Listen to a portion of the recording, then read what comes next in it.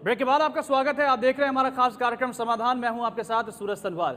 हाल फिलहाल में सरकार ने देश की अर्थव्यवस्था को पटरी में लाने के लिए कुछ बड़े फैसले लिए हैं, जिसका विरोध सरकार के सहयोगी दलों ने भी किया। हालांकि सरकार ने बड़े फैसले लिए और उसके बाद एफडीआई को मंजूरी दी। इसके अलावा सब्सिडी घटाने की बात भी सरकार कर रही है। डीजल और पेट्रोल के दाम लगातार बढ़ते जा रहे हैं, जिसको लेकर विपक्षी भी हंगामा बना रहे हैं। आज ये इकोनॉमिक वेलफेयर का जो मुद्दा है, ये कहीं ना कहीं राजनीतिक भी हो गया है, पॉलिटिकल भी हो गया है। लेकिन सवाल ये है कि सरकार जिसे इकोनॉमिक रिफॉर्म कहकर बेच रही है, क्या वाकई में वो इकोनॉमिक रिफॉर्म है या फिर एक आईवॉश है, ये दिखावा है? ये हम यहां पर जानने की कोशिश कर रहे हैं। मैं आकाश जी आपसे एक सवाल करना चाहूंगा, उसके बाद बजरंग मुनि के पास भी आऊंगा। हर इकोनॉमिक डिसीजन जो सरकार लेती है, क्या हम उसको सिर्फ मार्केट से जोड़कर देखें? क्या जो सोशल वेलफेयर का एक सरकार का एक एम होता है, क्या उसको पूरी तरह से नजरअंदाज कर दिया जाए? I think it's the best question which has been asked today. मेरे हिसाब से सोशल वेलफेयर सबसे पहले होना चाहिए। देश बनता है समाज से, लोगों से। लोगों का हित सबसे पहले देखना चाहिए। आम आदमी, चाहे वो मिडिल क्लास हो, चाहे जो है वो हमारे बीपीएल मित्र हो, सबका हित देखा जाए। उसके बाद लेकिन उनका हित कैसे देखा जाए? सिर्फ नारेबाजी करके विदेशी लूट लेते हैं, सरकार लूट लेती है, वो लूट लेता है, ये लूट लेता है, या एक लॉजिकल सोल्यूशन में पहुंच के? वो लॉजिकल सोल्यूशन है market driven economics. Market driven economics अगर हम लेके चलेंगे, आज जो जिस तरह से आप बताएंगे कितने लोग हैं जो कि मार्केट से जुड़े हुए हैं? मार्केट ड्रिवन इकोनॉमिक्स को यूरोप ने पूरी तरह खारिज कर दिया है, फ्रांस ने रिजेक्ट कर दिया है, इटली ने रिजेक्ट कर दिया है, जर्मनी ने रिजेक्ट कर दिया है, जापान ने रिजेक्ट कर दिया है। आज ये पूरी तरीके से एस्टेब्लिश हो गया कि अमेरिका में जो शुरू हुआ, अमेरिका का जो दिवालियापन है, उससे पूरे विश्व के सामने आज ये खुल के आ गया है कि मार्केट बेस्ड नहीं, बैंक बेस्ड इकोनॉमी जो है, जो हमारी हमेशा से रही है, सेविंग्स की एक परंपरा रही है। अगर हम रिसेशन से उभर के निकले तो वो इसलिए कि हमारी माँ और हमारी बहनें जो है घर में पैसे बचा के रखती हैं, और उसी वजह से, कोई सरकार की नीति की वजह से नहीं हम निकले, उभर पाए क्योंकि हमारा एक सेविंग्स की संस्कार है, एक सेविंग्स की संस्कृति है। वहां सब कुछ उधारी का था। और मार्केटिंग आज सरकार की तरफ से कोशिश, आज सरकार की तरफ से कोशिश की जा रही है कि ये आज सरकार की तरफ से कोशिश की जा रही है कि इवन जो प्रोविडेंट फंड के पैसे हैं वो भी मार्केट में कैसे लगाए जाए, किस तरीके से इंश्योरेंस के पैसे हैं वो भी मार्केट में कैसे लगाए जाए। सेविंग कहां पे होगी? अगर इकोनॉमी में ग्रोथ होगी, इकोनॉमी में पैसा आएगा। जहां तक ये बात कर रहे हैं ब्रिटेन की, यूरोप तो इस टाइम कर्जे में फंसा हुआ है। यूरोप तो खुद वही ना, फ्रांस और जर्मनी इसीलिए तो रिजेक्ट किया है, इसीलिए तो रिजेक्ट किया है।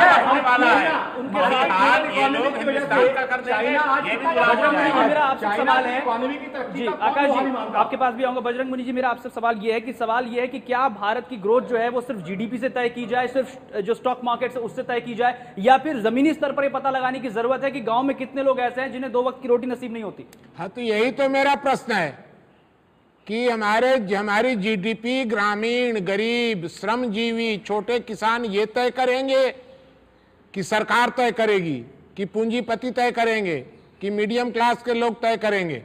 हमारी जीडीपी तय करेगी पेड़ उगाने वाले, गेहूं और दाल पैदा करने वाले, कि डीजल और पेट्रोल की खपत करने वाले?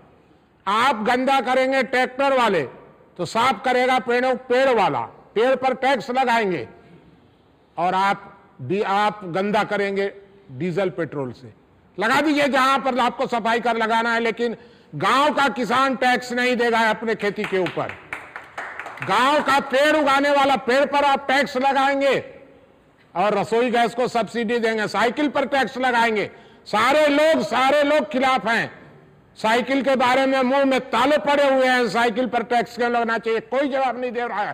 चारों लोग जवाब नहीं दे रहे हैं, चारों लोग जवाब नहीं दे पा रहे हैं। सारे लोग रसोई गैस के वकील बने हुए हैं, रसोई गैस को सब्सिडी मिलनी चाहिए। मेरा प्रश्न सीधा ये है, आज गांव में भी ट्रैक्टर का इस्तेमाल होता है, आज बिजली गांव नहीं है, में ट्रैक्टर बिजली नहीं है, आज का पूरा इरिगेशन चलता है। मेरा ये कहना है कि गांव में भी उतना ही डीजल की सब्सिडी के खिलाफ क्यों है? रसोई गैस की सब्सिडी सबको चाहिए। मुनि जी कह रहे हैं रसोई गैस के दाम बढ़ने चाहिए, कोई इसके पक्ष में है? कोई इसके पक्ष में है? ऑलरेडी वो कह रहे हैं मेरा कहना ये है लेकिन लोगों को पता है गैस कितनी महंगी एक साल में, जहां तक मनमोहन सरकार पार्ट 2 की बात है, इस समय में कितनी गैस महंगी हुई ये आम जनता जानती है, कितना डीजल महंगा हुआ हम मुद्दे से भटक रहे हैं। फटाफट से कुछ सवाल, फटाफट से कुछ और सवाल यहाँ पर लेंगे, आपसे पूछना चाहते हैं। मुनि जी जमीन से जुड़े हुए आदमी है, चूल्हे में रोटी पकाते हैं। चलिए मुनि जी, आपका एक सवाल यहाँ पर। सर, आपने अभी थोड़ी देर पहले कहा कि आम जनता से हमारा देश बनता है, और अगर यहाँ पे जितने भी लोग बैठे हैं वो सब जानते हैं कि लाखों में लोग जो हैं गांव से हमारे शहर में आते हैं और जैसे वो सब्जी बेचते हैं या फल बेचते हैं रेडी लगाकर, और वही लोग जो हैं लाखों में झुग्गियाँ बनाई हुई हैं, झुग्गियों में रहते हैं, और वो झुग्गियाँ जो हैं काफ़ी बड़े बड़े नेताओं के अंडर हैं। तो जब एफडीआई हमारे इंडिया में आएगा तो झुग्गियाँ हट जाएंगी, वहाँ मॉल्स बनेंगे, शॉप्स बनेंगी, तब वो लोग कहाँ जाएंगे? फुटपाथ पे आ जाएंगे।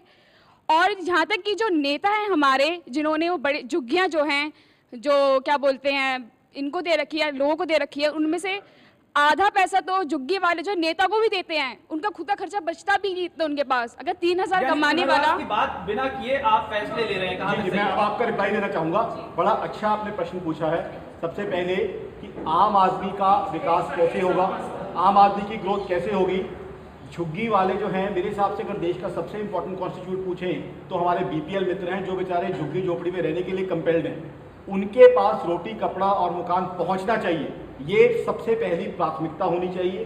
चाहे मेरे जैसा कोई इकोनॉमिस्ट हो, चाहे कोई पॉलिटिशियन हो, चाहे कोई ब्यूरोक्रेट हो, ये प्राथमिकता बिल्कुल सबसे पहले होनी चाहिए। लेकिन इस चीज की सबसे बड़ी भ्रांति ये, सबसे बड़ी प्रॉब्लम ये है कि इस चीज को हमने ये रिलेट कर लिया कि एफडीआई आएगी तो झुग्गियां बढ़ जाएंगी। अब मुझे ये बताएं, ये चीज आपको किसने समझाई है कि एफडीआई आएगी तो झुग्गियां बढ़ेगी?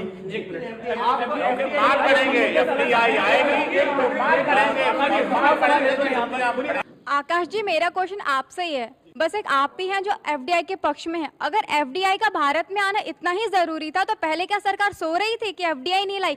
अब जब भारत की स्थिति इतनी खराब हो गई है तब एफडीआई लाई जा रही, तो अब हम आप लोगों पे कैसा भरोसा करें कि एफडीआई हमारे लिए सही है? बिल्कुल, बहुत अच्छा क्वेश्चन है। मैं आपको जवाब दूंगा। एक और सवाल सुन लेते हैं यहाँ पर। सरकार द्वारा अब तक जो इतनी आर्थिक नीतियाँ बनाई गई हैं उनका असर केवल शहरी लोगों पर ज़्यादातर पड़ा है। मुनि जी से मेरा सवाल है कि सरकार ऐसी कौन नीति बनाए जिसका असर ग्रामीणों, किसानों और मजदूरों पर पड़े। आज तक किसान, मजदूर और ग्रामीण देश की आज़ादी से लेकर के आज तक उसी स्थिति में कोई खास सुधार नहीं हुआ है। अभी इन्होंने जो है पूछा कि एफडीआई लाना जरूरी था। आपको अपडेट करता हूँ, अगर आप ट्रैक रख रहे हैं, डॉलर की कीमत 57 रुपये हो गई थी। अब कुछ भी नारेबाजी करते रहे, कुछ भी हम बड़ी बड़ी बातें करते रहे, उससे डॉलर की कीमत कम होने वाली नहीं है। ये एक हार्ड हेडेड इकोनॉमिक्स है। अब डॉलर की कीमत ज़्यादा होगी तो क्या होगा? हमारे लिए कच्चा तेल महंगा होगा। कच्चा तेल महंगा होने के बाद क्या होगा? पेट्रोल, डीजल, रसोई गैस महंगी होगी, जो हम में से कोई नहीं चाहता। ऑलरेडी हम सब और कई जानकारों का कहना है कि उनका सवाल है, यही अच्छी बात है तो पहले क्यों नहीं आई? पहले आ जाना चाहिए, देश सुधर जाता, देश बल्ले हो जाती। आज स्थिति ऐसी हो गई थी कि हमें रेटिंग डाउनग्रेड से बचाना था, और रेटिंग डाउनग्रेड कोई बहुत अच्छी बात नहीं है। शायद कुछ लोग ये समझ रहे हैं रेटिंग डाउनग्रेड हो जाती तो फर्क ही ना पड़ता। आप दुनिया से अलग थलग होके, सन्यासी होके जो अलग नहीं रह सकते, उस दुनिया का आपको हिस्सा रहना पड़ेगा। तो रेटिंग डाउनग्रेड जो लोग कह रहे हैं कि कुछ नहीं है, रेटिंग डाउनग्रेड का बहुत रेलिवेंस है। इसी दुनिया में बाकी कंट्रीज के साथ हमें जीना है। साथ में हमें फॉरेन एक्सचेंज चाहिए था ताकि हमारा पेट्रोल, डीजल और रसोई गैस बहुत ज्यादा महंगी ना हो जाए। इसलिए ये समय उपयुक्त। सरकार का बचाव नहीं कर रहा हूँ, सरकार ने कई गलत काम किए हैं, बट साथ ही साथ इस समय ये नहीं है कि सरकार को क्रिटिसाइज करते जाए। कुछ लोगों ने धारणा बना ली है कि सरकार जो करे गलत है। फैशनेबल है इस देश में सरकार को क्रिटिसाइज करना, बट साथ ही साथ सरकार 10 में से अगर 2 काम सही कर लेती है तो उसकी तारीफ तो कर दो। इसी सरकार ने पहले क्यों एफडीआई को नहीं लागू किया था? पहले जब आई थी एनडीए गवर्नमेंट में तब क्यों मना किया था? इसी सरकार ने कहा था नहीं कर।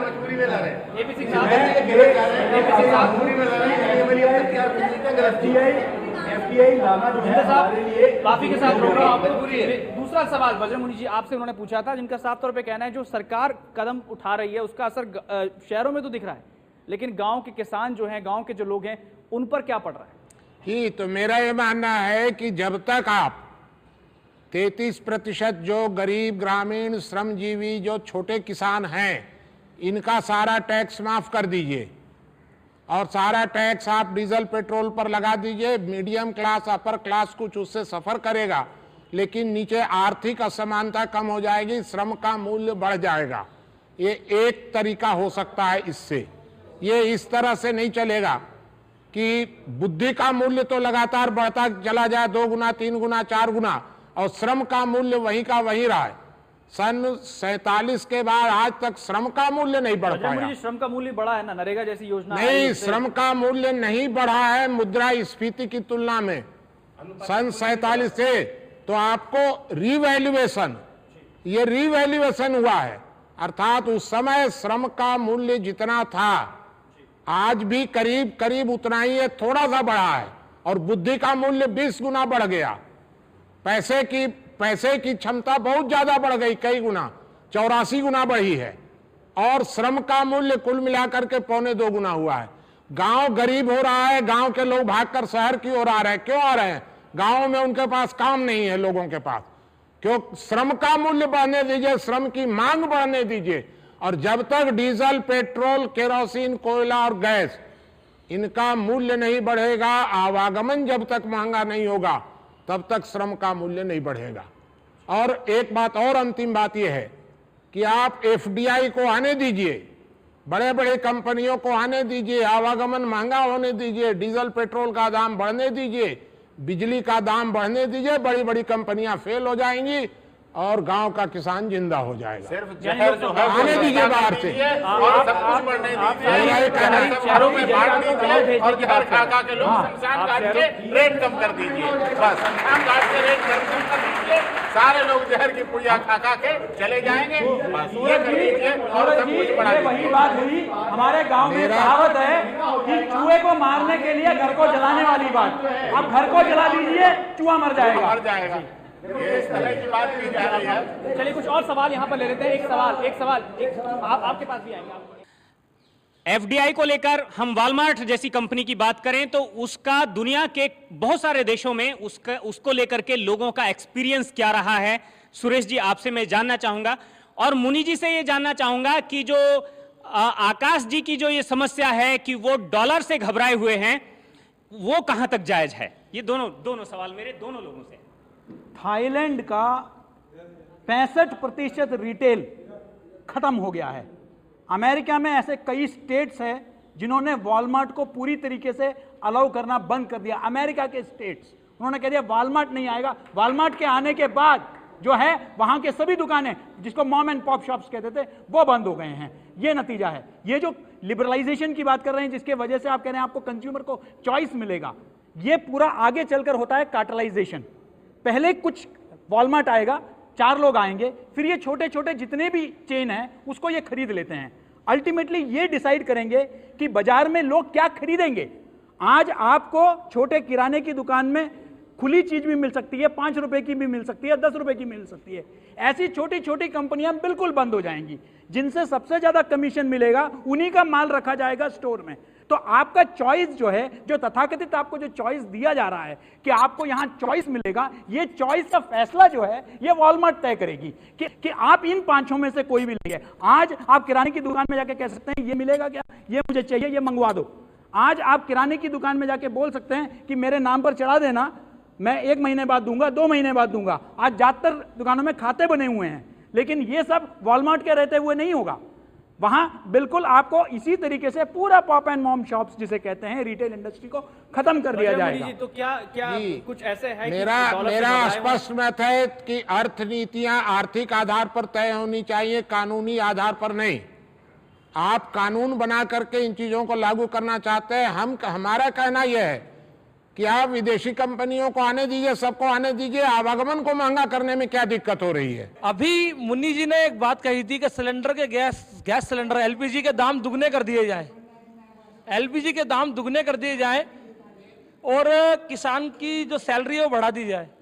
आप किसान की जो बढ़ाना चाह रहे हैं सैलरी, आय बढ़ाना चाह रहे हैं, पर डीजल और पेट्रोल के दाम भी दुगने करना चाह रहे हैं। आज कटाई, सिंचाई और छटाई तीनों ही चीजें डीजल से हो रही हैं।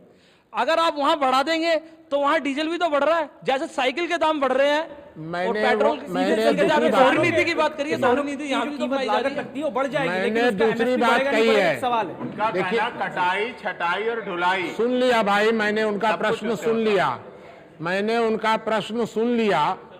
अब मेरा ये कहना है कि मुझे आरक्षण न मांगना पड़े बोलने के लिए, इसलिए बाकी लोगों से निवेदन है कि थोड़ा जब मेरे से प्रश्न है तो मैं बता दूं। एक सवाल सभी से है यहाँ पर, हम यहाँ पर जब इकोनॉमी की बात करते हैं हम ये क्यों भूल जाते हैं कि इतना पैसा जो काले धन के रूप में विदेशों में है उसको अगर हम यहाँ ले आए तो फिर शायद तस्वीर बदल सकती है, शायद इस तरह से जो एफडीआई जैसी बात हम कर रहे हैं उसकी जरूरत ना पड़े। मैं सबसे एंडोर्स करता हूं कि कोई भी ब्लैक मनी हमारा अगर स्विस बैंक में है वो हिंदुस्तान में आना चाहिए। मुनि जी बार बार कह रहे हैं 1991 में हमारा जो वैश्वीकरण हो गया और उदारीकरण हो गया, उसके बाद सब ठीक हो गया। मैं जहां तक जानता हूं वहां एक ही चीज ठीक हुआ, पहले जो घोटाला होता था बोफोर्स का वो 65 करोड़ का होता था, अब 1,75 करोड़ से ऊपर होता है। आपसे समस्या यहाँ ये है, आखिरी टिप्पणी बस जी। तो मेरी अंतिम टिप्पणी यह है कि श्रम की मांग और श्रम का मूल्य बढ़ना चाहिए। मीडियम क्लास और अपर क्लास इन दोनों पर के आर्थिक अर्थव्यवस्था पर कुछ नियंत्रण होना चाहिए और लोअर क्लास का बढ़ना मिडिल चाहिए। क्लास तो देश की बैकबोन है। यहाँ होता क्या है, यहाँ इस देश की समस्या क्या है, यहाँ जो हथकरघा के द्वारा बुनकर काम करते थे वो हथकरघा और बुनकर बंद कर दिए गए। जो हस्तकारी के काम करते थे, जो डिजाइनिंग करते थे वो बंद कर दिए गए। अब कंप्यूटर के द्वारा विदेशी डिजाइनिंग होके आती है, सब कुछ विदेशी आधारित हो गया है। कश्मीर में जो काम होते थे वो विदेशों से बन के आते हैं और फिर कश्मीर में बिकते हैं। तो ये महंगाई तो बढ़ेगी, आतंकवाद तो बढ़ेगा, लोगों का जब रोजगार छिनता है, लोगों का जो रोजगार चल रहा था, जो लोग काम कर रहे थे वो छीना जा रहा है और उसको विदेशी माध्यम से लाया जा रहा है। यही अभ्रक मैग्नीज लोहा खनिज, यानी नक्शे में कहा जा सकता है कि अगर सरकार मैं आपको बताता हूँ, जो लोहा अभ्रक मैग्नीज छत्तीसगढ़ के बन के जाता है, वहां मैन्युफैक्चर होकर वही घड़ी राडो बन के आती है। तो 18-20 हमारी आर्थिक तरक्की नहीं हो रही है तो मेरे मित्र काफी के साथ सबको रोकना चाहूंगा, वक्त इतनी ही इजाजत देता है मैं चर्चा करने के लिए। यानी कि नक्शल में कहा जा सकता है कि सरकार अगर यहां पर अर्थनीति बनाने जा रही है तो हर तबके का ख्याल उसे रहना चाहिए, हर चीज का समावेश उसमें होना चाहिए, तभी जाकर एक बेहतर इकोनॉमी यहां पर तैयार हो सकती है। आप सभी मेहमान इस चर्चा में शामिल हुए, आपने अपना कीमती वक्त दिया, इसके लिए आपका बहुत बहुत शुक्रिया। और तमाम लोग जो उन्होंने यहाँ पर सवाल पूछे, आप लोगों ने भी टाइम दिया, इसके लिए आपका बहुत बहुत शुक्रिया। यानी कि एक बात साफ होती है इस डिस्कशन से कि सरकार को बहुत कुछ चीज़ों पर ध्यान देना होगा, जो आम आदमी है उसकी परेशानी को भी एड्रेस करना होगा और साथ ही जो इन्वेस्टमेंट का माहौल है उसको बनाने के लिए भी किस तरह से स्टेप्स लिए जाएं जिससे कि इंक्लूसिव ग्रोथ जो है उससे हम ना हटें और साथ ही जो इकोनॉमी है वो भी पटरी पर चलती रहे। इन सब बातों को इंश्योर करना बेहद ज़रूरी होगा यहाँ पर सरकार के लिए। तो हमारे इस खास कार्यक्रम समाधान में आज के लिए बस इतना ही। वक्त हो गया आपसे इजाज़त लेने का, लेकिन देश और दुनिया की तमाम बड़ी खबरों के लिए आप देखते रहिए A to Z न्यूज़।